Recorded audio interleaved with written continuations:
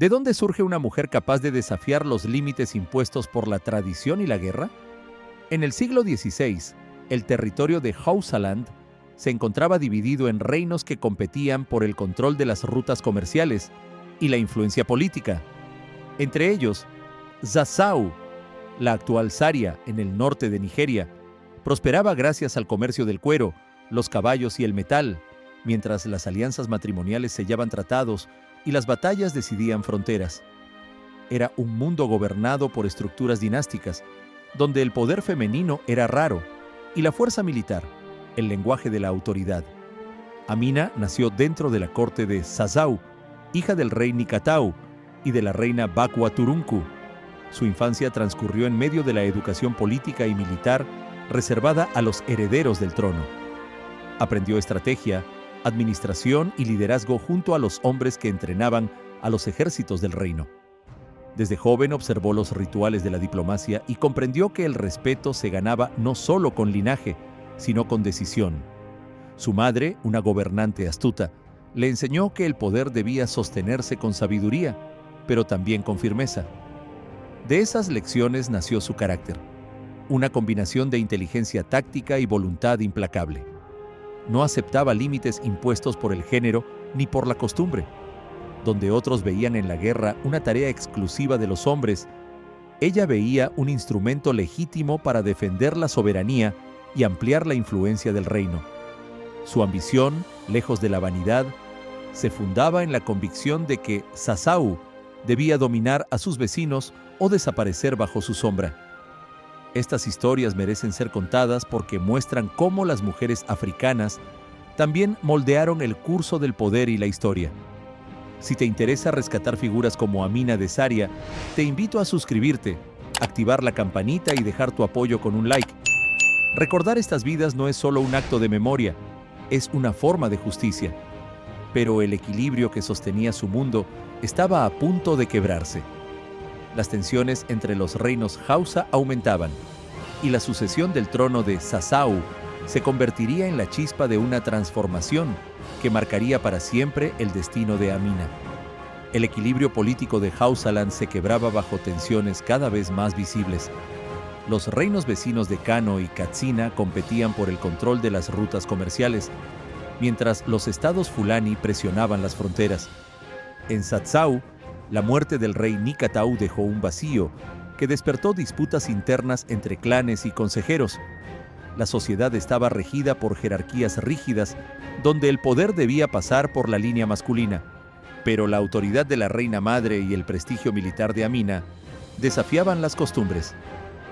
En medio de alianzas inciertas y lealtades divididas, el trono se convirtió en símbolo de conflicto entre tradición y ambición. Amina tomó una decisión que alteraría el destino de su pueblo. Reclamó el derecho de gobernar en nombre de la fuerza, no del género. Reunió a los jefes militares leales y aseguró la frontera norte para demostrar su capacidad de liderazgo. Su proclamación no fue un acto impulsivo, sino una respuesta estratégica al riesgo de fragmentación. Frente a un consejo que dudaba de su autoridad, declaró que el poder debía servir al reino, no a la costumbre. En ese gesto nació su figura como comandante y soberana. Su determinación marcó el comienzo de una nueva era en Zazzau. El anuncio provocó reacciones inmediatas. Algunos clanes aceptaron su autoridad por respeto a su linaje y sus victorias previas, mientras otros se levantaron en oposición. Los primeros enfrentamientos internos pusieron a prueba su liderazgo, pero también consolidaron su reputación entre los guerreros. Amina demostró disciplina y visión estratégica, asegurando el control de los principales bastiones sin recurrir al caos. Sus decisiones, aunque firmes, revelaron una comprensión temprana del equilibrio entre poder y estabilidad. La crisis se transformó en el escenario que legitimó su autoridad ante todos. A través de esas luchas, Amina fortaleció su identidad como líder. Cada desafío la obligó a redefinir la noción de poder femenino dentro de un sistema que lo negaba. Aprendió a combinar la diplomacia con la coerción, entendiendo que la autoridad debía inspirar obediencia, no temor.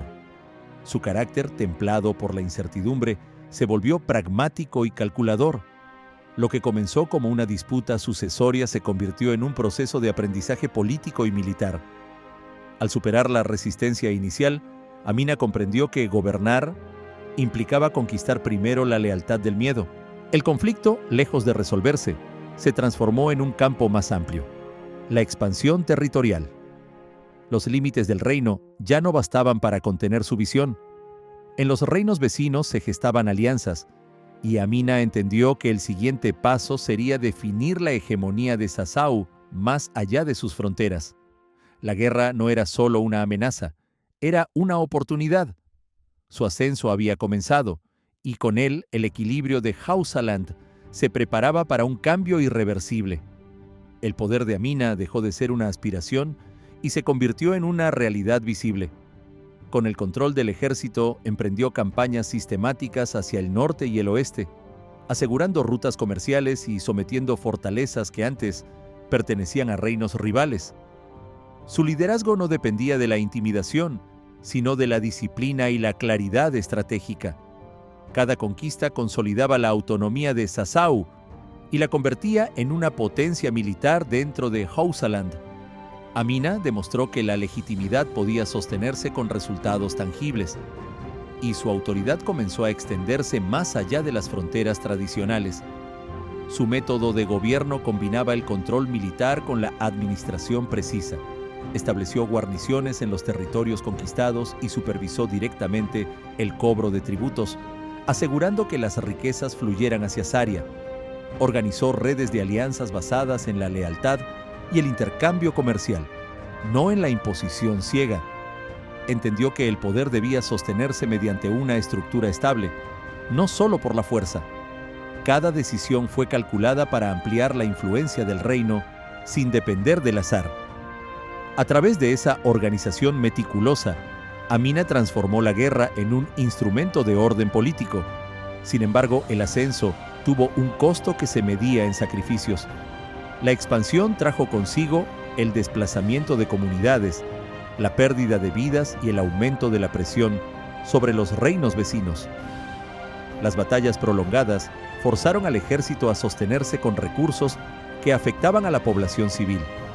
Algunos cronistas posteriores interpretaron estos actos como excesos, pero en el contexto de su tiempo, fueron considerados necesarios para garantizar la estabilidad del poder. Amina aceptó esas consecuencias sin vacilación, convencida de que la fortaleza del reino justificaba las pérdidas inmediatas. Su autoridad creció junto con la magnitud de sus decisiones. Su propósito no era la conquista por sí misma, sino la unificación.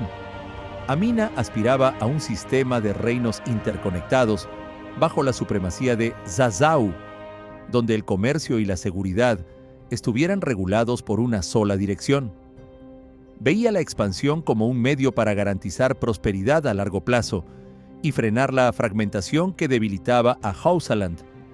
Su ideología se basaba en la estabilidad como sinónimo de progreso. En su visión, cada victoria era un paso hacia un orden más duradero. Esa convicción la llevó a actuar con precisión casi institucional, transformando su ambición personal en un proyecto político. La historia de Amina no solo habla del poder, sino de la complejidad de ejercerlo. Si te interesa reflexionar sobre cómo líderes como ella redefinieron los límites del mando, te invito a dejar tu comentario y compartir este video. Comprender su legado nos ayuda a mirar con otra perspectiva las decisiones que marcaron los destinos de los pueblos africanos. La próxima etapa de su historia mostrará cómo la cima del poder también puede convertirse en el inicio de su fragilidad. El dominio de Amina alcanzó su punto máximo cuando Sasau se convirtió en la potencia militar más respetada de Hausaland. Bajo su mando se consolidaron más de 30 territorios vasallos y se estableció una red de murallas defensivas que protegía las rutas comerciales. Su nombre era sinónimo de autoridad, y los reinos vecinos aceptaban su supremacía a través de tratados o tributos. En el interior del reino, reorganizó la administración y fortaleció la economía mediante un sistema de impuestos eficiente.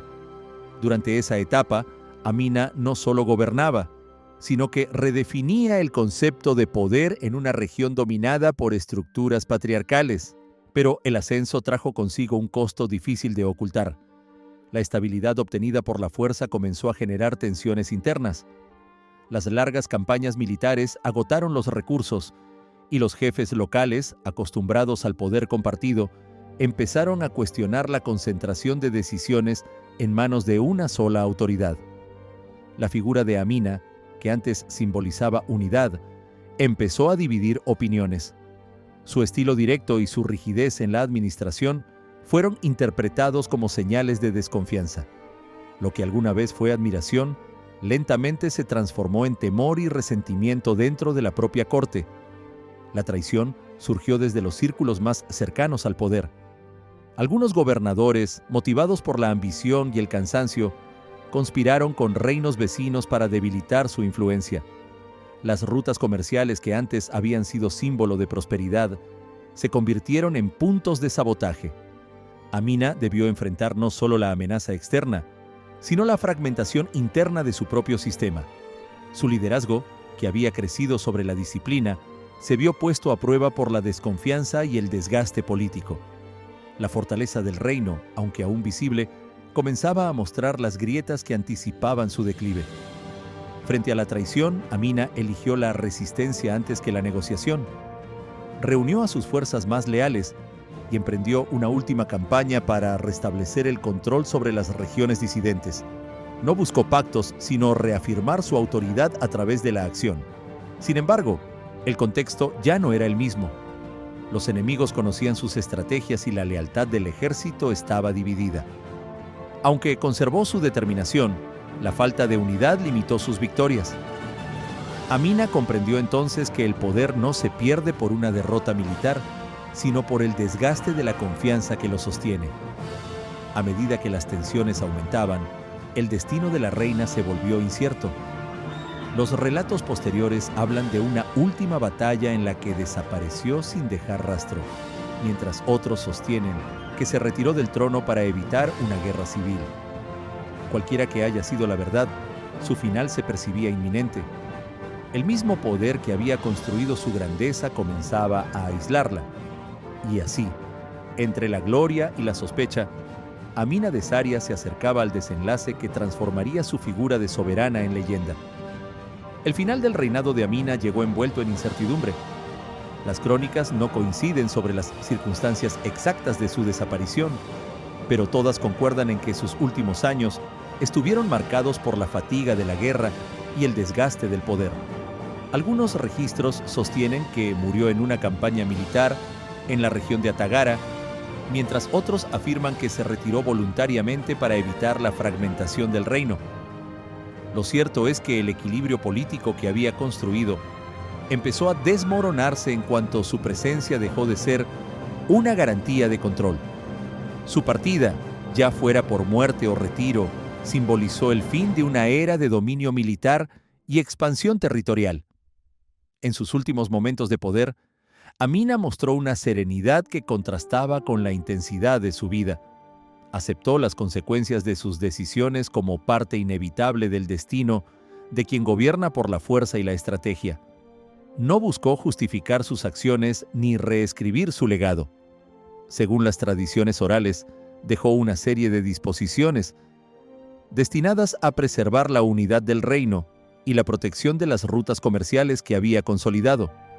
Su última orden registrada fue la de mantener las murallas fronterizas, símbolo tangible de su visión política. Esa decisión final reflejaba su deseo de que el orden sobreviviera a su figura.